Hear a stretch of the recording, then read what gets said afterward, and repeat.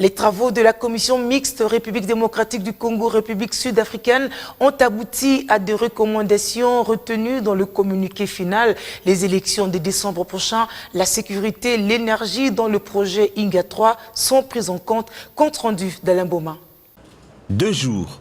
2 jours durant lesquels la délégation de la République démocratique du Congo, conduite par le vice-premier ministre, ministre des Affaires étrangères et intégration régionale Léonard Tchéo-Kitundu, et celle sud-africaine, se sont réunies dans le cadre de la réunion ministérielle mixte RDC République sud-africaine relative au 11e sommet de la grande commission mixte entre les deux pays.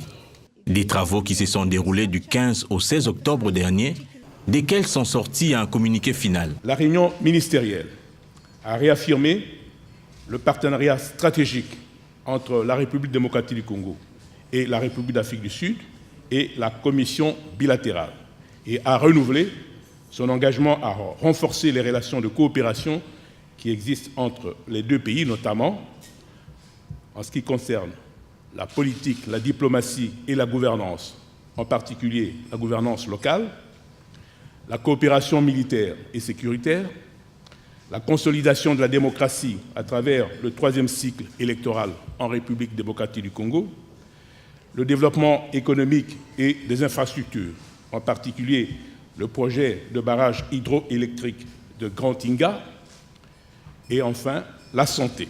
Le projet Grand Inga 3 était également à l'ordre du jour de cette réunion ministérielle. Les deux délégations saluent le progrès réalisé dans ce domaine. Concernant le projet Inga 3, les délégations ont évoqué les progrès réalisés depuis leur dernier sommet bilatéral et ont noté avec satisfaction l'aboutissement des négociations avec les partenaires privés.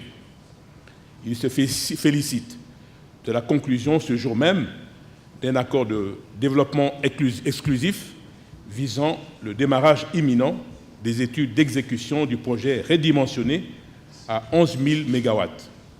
Les délégations ont discuté sur l'augmentation de l'offre d'achat de 2 500 MW à 5 000 MW.